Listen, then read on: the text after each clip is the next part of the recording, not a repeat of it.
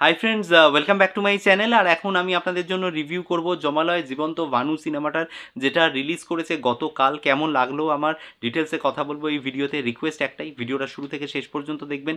আর কোনো কিছু যদি ভালো লেগে থাকে তাহলে অবশ্যই ভিডিওটাকে লাইক, শেয়ার এবং চ্যানেলটাকে সাবস্ক্রাইব করে নেবেন।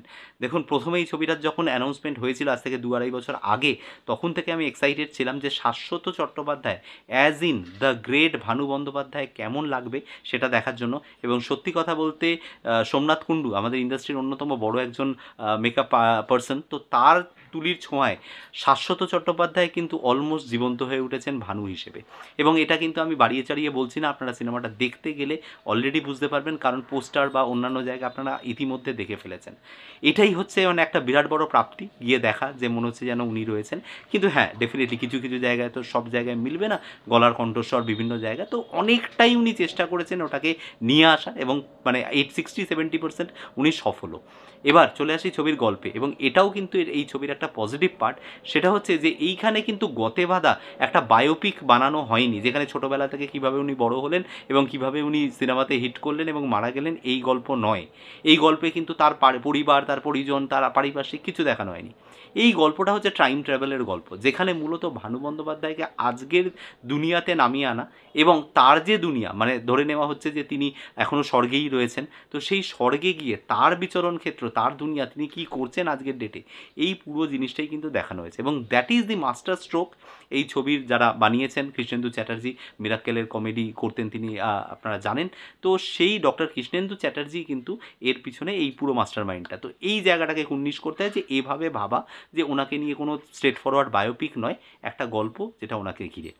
এবার যদি আমি চলে আসি হচ্ছে পজিটিভ সাইড, বাকি যেগুলো দেখলাম সেটা হচ্ছে এই ছবির আরও একটা পজিটিভ সাইড হচ্ছে যে এই ছবিতে না কিছু নস্টালজিক মোমেন্ট ক্রিয়েট করা হয়েছে। বিভিন্ন মানে ছবি, ভানু বন্দ্যোপাধ্যায়ের যে ছবিগুলো আমরা বারবার দেখি, 74-এ সেই যে সুচিত্রা সেনের সাথে, তার সাথে যে ফ্লার্টিশিয়াস যে সম্পর্ক, বা ধরে নেওয়া যেতে পারে হচ্ছে যে তার আইকনিক ডায়লগ মাসিমা মালপো খামু, বা ধরে নেওয়া যেতে পারে তার যে বিখ্যাত সেই আমি এখন জল পুলিশের আন্ডারে, সেই যে 80-তে 80 উনি পালিয়ে যাচ্ছেন, এই সমস্ত সিনগুলোকে রিক্রিয়েট করা হয়েছে, যেটা কিন্তু ব্ল্যাক অ্যান্ড হোয়াইটে, এবং যেটা কিন্তু দর্শকদের ভালো লাগবে যে ভাই আমি আবার ওই সিনটাকে একবার নিজের চোখের সামনে দেখতে পাচ্ছি বড় পর্দায়।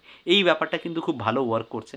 আরও একটা জিনিস যেটা ভালো ওয়ার্ক করছে এই ছবির ক্ষেত্রে, সেটা বলবো যে শাশ্বত চট্টোপাধ্যায় নিজে অ্যাজ এ মানে এতটাই এই ক্যারেক্টারটার মধ্যে ঢুকতে পেরেছেন, মানে বলে না into the skin of the character, এটাই কিন্তু সেই জিনিসটা হয়েছে।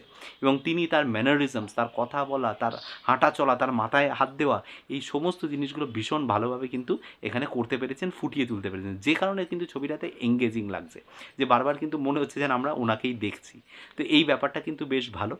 আর যেগুলো নিয়ে কথা বলতে হবে সেটা হচ্ছে যে এই ছবির মধ্যে আরও কয়েকটা জিনিস রয়েছে, ছোট ছোট জিনিস, যেমন একটা বলবো যে একটা কথোপকথন, সেটা হচ্ছে বর্তমান সময়ে বাংলা ছবিতে কমেডিয়ানের ভূমিকা, মানে এইভাবে তো বলে দেয়নি, মানে প্রসঙ্গক্রমে এইটাই আসল টপিকস হিসেবে উঠে এসছে, সেখানে ওনার টেকটা কী, এই জিনিসটা এত সুন্দর একটা এক্সিকিউট করা হয়েছে। অম্বরীশের সাথে একটা সিন আছে যে উনি কীভাবে বিষয়টাকে দেখছেন, এটা অমায়িক, মানে এটা দারুণ লেগেছে। এবং সেটা কিন্তু একটা লেসন আজকের মেকার্সদের জন্য, এই জিনিসটা বা আজকের অ্যাক্টার্সদের জন্য এটা ভাবার, এই জায়গাটা বেশ লেগেছে। আরও একটা জিনিস বলবো, সেটা হচ্ছে প্রচুর সার্কাস্টিক ডায়লগ রয়েছে, যে এটার মধ্যে প্রচুর মানে হিডেন হিউমার রয়েছে, সেগুলো আপনাকে ধরতে হবে। ফর এক্সাম্পল আমি বলছি যে মর্তে তো এখন যমরাজ, মর্তে তো এখন টেট এবং নেট একই অবস্থা। তো এই যে কথাটা, এই কথাটার মর্মার্থটা বোঝা এবং এর ভেতরে যে সফট হিউমারটা রয়েছে এটা বোঝা, এই জিনিসটা কিন্তু লাগবে দর্শকের থেকে এক্সপেক্টেড। আপনারা যদি এটা বোঝেন, আপনারা জিনিসগুলো এনজয় করবেন, ভালো লাগবে আপনাদেরকে। এই জিনিসগুলো বেশ ভালো। আর যদি বলতে হয় সেটা হচ্ছে যে কিছু জিনিস আছে যেগুলো ডেফিনেটলি আমার খারাপ লেগেছে, সেটা হচ্ছে এখানে সহ অভিনেতা নির্বাচন এবং তাদের পারফরমেন্স। সন্দীপ দা একজন ভালো অভিনেতা, তিনি কিন্তু মঞ্চের মানুষ, এবং সাথে কিন্তু বল্লভপুরের রূপকথার মতো ছবিতে ভালো অভিনয় করেছেন। সেখানে সন্দীপদার এখানে ক্যারেক্টারটা জমের, এবং তিনি কিন্তু এখানে খুব আন্ডার পারফর্ম, তাকে এক ধরনের ম্যানারিজম, এক ধরনের অ্যাক্টিভিটিস দেওয়া হয়েছে যেখানে ওনার বিশেষ কিছু করার ছিল না। এই একটা বিষয় আমার খারাপ লেগেছে। পাশাপাশি যারা সহ অভিনেতা, অনেককেই দেখলাম যারা মিরাক্কেল থেকে হয়তো এসছেন, তারা মিরাক্কেলে কখনো পারফর্ম করেছেন, কিন্তু অ্যাজ এ স্ক্রিন অ্যাক্টর তাদের ছবিতে স্ক্রিনে দেখতে ঠিক অতটা মজা আসছে না যতটা হয়তো মিরাক্কেলে আসতো। তাদের পারফরমেন্স, বাকি অভিনেতাদের পারফরমেন্স ভীষণ কিন্তু আন্ডার মানে পারফর্মড, মানে তারা কিন্তু আন্ডার পারফর্মড, যে কারণে ওই যে লেভেলের অ্যাক্টিং যেটা শাশ্বত চট্টোপাধ্যায় করে যাচ্ছেন, পাশাপাশি যেটা অম্বরীশ তার সাথে পাল্লা দিয়ে করছেন, তার সাথে কিন্তু বাকি অভিনেতারা পাল্লা দিয়ে করতে পারছেন না। এই জায়গাগুলো আমার কিন্তু খানিকটা মানে সত্যি কথা বলতে অতটা ভালো লাগেনি। এবার থার্ড যেটা, সেটা হচ্ছে যে এই ছবিটাতে একদম রিয়েলিটির বাইরে, তো রিয়েলিটি ঘেঁষা নয়, রিয়েলিটিকে কিন্তু ইগনোর করে বাড়ানো, কারণ লজিক্যালি ভাবতে গেলে এই জিনিসগুলো তো হয় না যে আমি স্বর্গে যাব, স্বর্গে গিয়ে এখানে যমরাজের সাথে কথা বলছি, ইন্দ্রের সাথে কথা বলছি, এই জিনিসগুলো হয় না। তো সেখানে দাঁড়িয়ে না ছবিটাকে যখন মানে আপনাকে তো সেটাও বিলিভেবল করাতে হবে, এই বিলিভ সিস্টেমের জায়গাটা না কোনো কোনো জায়গায় অদ্ভুত লাগছে। ফর এক্সাম্পল কিছু ফ্ল্যাশব্যাকের দৃশ্য রয়েছে যেখানে গল্পটাকে বারবার করে ওই একবার ব্যাকে যাচ্ছে একবার সামনে আসছে এইভাবে করা হচ্ছে, সেই জায়গাগুলো না কিছু কিছু জায়গা খুব ডিসবিলিভ ক্রিয়েট হচ্ছে।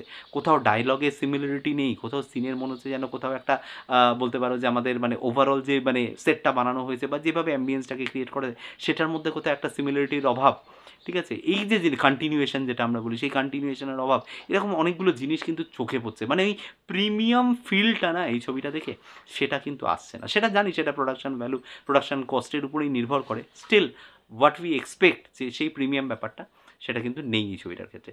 সো এই ছিল আমার review about the film called Jamalaye Jibonto Bhanu. কেমন লাগলো আপনাদের কমেন্টে এসে আমাকে জানাতে পারেন অবশ্যই।